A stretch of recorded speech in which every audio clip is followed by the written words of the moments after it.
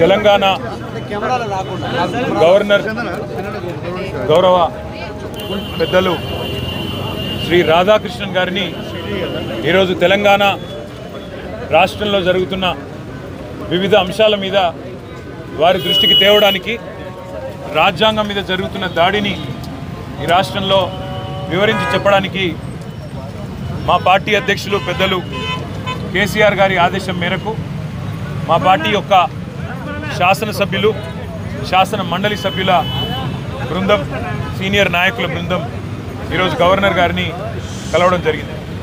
ఇందులో అందుబాటులో ఉన్న వాళ్ళందరం కూడా పాల్గొన్నాము. మాజీ మంత్రులు, ఎమ్మెల్యేలు, ఎమ్మెల్సీలు. ప్రధానంగా రెండు ముఖ్యమైన అంశాలు గవర్నర్ గారి దృష్టికి తీసుకొచ్చినాం. అందులో మొదటిది రాష్ట్రంలోని నిరుద్యోగ యువత, రాష్ట్రంలోని విద్యార్థులకు కాంగ్రెస్ పార్టీ ప్రస్తుత ముఖ్యమంత్రి రేవంత్ రెడ్డి గారు కానీ, అదేవిధంగా ఈరోజు పార్లమెంట్లో ప్రతిపక్ష నాయకుడు రాహుల్ గాంధీ గారు కానీ ఆనాడు ప్రతిపక్షంలో ఉన్నప్పుడు ఏమేం హామీలు ఇచ్చినారు, ఏ రకంగా వాటిని వాళ్ళ తుంగలో దొక్కుతూ అప్రజాస్వామికంగా విద్యార్థుల మీద దాడులు, నిర్బంధాలు, కేసులు, న్యాయం అడిగిన విద్యార్థుల మీద లాఠీలు విరగొడుతూ ఒక భయానకమైన వాతావరణం. తెలంగాణ ఉద్యమ సమయంలో ఎట్లా అయితే యూనివర్సిటీలలో, కాలేజీ క్యాంపస్లలో, హైదరాబాద్లో ఒక భయానకమైన వాతావరణం ఆనాడు విద్యార్థుల మీద దాడుల్లో చూసినాము, అదే రకమైన వాతావరణం మళ్ళీ తిరిగి ఈరోజు పునరావృతం అవుతుందని చెప్పి గవర్నర్ గారి దృష్టికి తీసుకొని రావడం జరిగింది. ముఖ్యంగా గవర్నర్ గారికి చెప్పింది ఏమంటే, మొదటి సంవత్సరంలోనే, ప్రభుత్వం ఏర్పడ్డ మొదటి సంవత్సరంలోనే 2 లక్షల ఉద్యోగాలు ఇస్తామన్న రాహుల్ గాంధీ గారి మాట జాబ్ క్యాలెండర్ అని చెప్పి పత్రికల్లో పుంకాలుగా ఫ్రంట్ పేజీల్లో ఇచ్చిన అడ్వర్టైజ్మెంట్లు ఇవన్నీ కూడా వారి దృష్టికి తీసుకొచ్చినాం.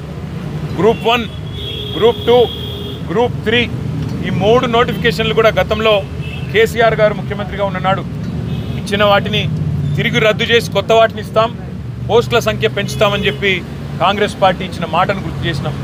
దాంతోపాటు జాబ్ క్యాలెండర్ ఇంతవరకు నిలబెట్టుకోలేదు, ఒక్క నోటిఫికేషన్ కూడా ఇవ్వలేదు అనే మాట కూడా గవర్నర్ గారి దృష్టికి తీసుకొచ్చినాం. దాంతోపాటు మెగా డిఎస్సి అన్నారు, అది కూడా చేయలేదు.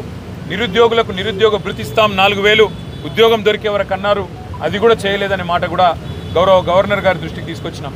అన్నిటికీ మించి సిటీ సెంట్రల్ లైబ్రరీలో ఉన్న చదువుకుంటున్న విద్యార్థులను బయటికి ఇచ్చుకొని రావడం, ఉస్మానియా యూనివర్సిటీ హాస్టల్లో ఉన్న విద్యార్థులను ఇవాళ వారి మీద దాడులు చేసి మరి పోలీసులు అప్రజాస్వామికంగా వ్యవహరించడం, ఇవన్నీ కూడా గవర్నర్ గారి దృష్టికి చాలా వివరంగా మేమందరం కూడా వివరించి చెప్పడం జరిగింది. గవర్నర్ గారు చాలా గట్టిగా స్పందించినారు. హోమ్ సెక్రటరీని నేను పిలుచుకుంటాను, తప్పకుండా అన్ని వివరాలు అడుగుతాను, విద్యార్థుల మీద ఈ రకంగా జరగడం మంచిది కాదు అని కూడా వారు అన్నారు. ఇవాళ విద్యార్థులు నిరాహార దీక్షలు చేస్తున్నారు, కొంతమంది ధర్నాలు చేస్తున్నారు, చివరికి కొంతమంది ఢిల్లీ దాకా పోయి అక్కడ కూడా గొడవ చేస్తున్నారు సార్ అని చెప్పి వారికి అన్ని కూడా వివరంగా చెప్పడం జరిగింది. తప్పకుండా నేను స్పందిస్తాను, గవర్నమెంట్కు ఈ విషయంలో తప్పకుండా అడుగుతాను అని చెప్పి కూడా గవర్నర్ గారు చెప్పడం జరిగింది. రెండవది, ఈ రాష్ట్రంలో జరుగుతున్న రాజ్యాంగ హననం ఏదైతే ఉన్నదో, పార్టీ ఫిరాయింపుల నిరోధక చట్టాన్ని తుంగలో దొక్కుతూ మరి కాంగ్రెస్ పార్టీ ఏ రకంగానైతే ఈ రాష్ట్రంలో ఇప్పటికే 10 మంది బీఆర్ఎస్ ఎమ్మెల్యేలని, 8 మంది బీఆర్ఎస్ ఎమ్మెల్సీలని తన పార్టీలో చేర్చుకున్నదో కూడా గవర్నర్ గారికి సోదాహరణంగా వివరించినాం. మేము ఇప్పటికే న్యాయ పోరాటం చేస్తున్న విషయం కూడా గవర్నర్ గారికి చెప్పాం. స్పీకర్ గారిని కలిసి అభ్యర్థించింది కూడా చెప్పినాం, తేదీలతో సహా. ఒక అభ్యర్థి అయితే ఖైరతాబాద్ ఎమ్మెల్యేగా బీఆర్ఎస్ టికెట్ మీద గెలిచి మొన్న పార్లమెంటు కాంగ్రెస్ టికెట్ మీద పోటీ చేసిన విషయాన్ని కూడా వారికి సోదాహరణంగా చెప్పడం జరిగింది. గవర్నర్ గారు ఆ విషయంలో కూడా స్పందించారు. తప్పకుండా నేను గవర్నమెంట్కు, ముఖ్యంగా ఇక్కడ ప్రస్తుతం ఉన్న అధికారులకి, స్పీకర్ గారికి కూడా నేను విషయాన్ని తెలుసుకొని నా పరిధిలో ఉన్నంత వరకు న్యాయం చేసే ప్రయత్నం చేస్తానని చెప్పి వారు చెప్పడం జరిగింది. తప్పకుండా గవర్నర్ గారు మరి ఈ 2 విషయాల్లో, ముఖ్యంగా నిరుద్యోగ యువత విషయంలో తను స్పందించిన తీరును మేము అభినందిస్తూ ఉన్నాం, స్వాగతిస్తూ ఉన్నాం. తప్పకుండా వెంటనే హోమ్ సెక్రటరీని కూడా పిలుస్తానని కూడా చెప్పారు. చివరిగా ప్రోటోకాల్ విషయంలో కూడా జరుగుతున్న ఉల్లంఘనలు, మా ఎమ్మెల్యేలకు, ఎమ్మెల్సీలకు జరుగుతున్న అగౌరవం, అధికారులు వ్యవహరిస్తున్న తీరు, ప్రభుత్వ నిర్వాహకాన్ని కూడా చాలా వివరంగా గవర్నర్ గారికి చెప్పినాము. గవర్నర్ గారు ఈ విషయంలో నేను ఒక లేఖ రాస్తాను ప్రభుత్వానికి, తప్పకుండా ఎవరి మర్యాద అయినా కాపాడవలసిన బాధ్యత డెమోక్రాటిక్గా ఎవరు గెలిచినా ప్రజాప్రతినిధి, వారి గౌరవానికి భంగం వాటిల్లితే మంచిది కాదు, నేను ఒక ఉత్తరం కూడా రాస్తాను రాష్ట్ర ప్రభుత్వానికి అని చెప్పారు. దానికి కూడా వారికి అభినందనలు తెలియజేస్తూ, భవిష్యత్తులో ఇలాంటి ఏ సమస్య వచ్చినా తప్పకుండా మీరు నా దగ్గరికి రండి, నాకు అన్ని విషయాలు కూడా మీరు చెప్పండి అని చెప్పి కూడా గవర్నర్ గారు చెప్పారు.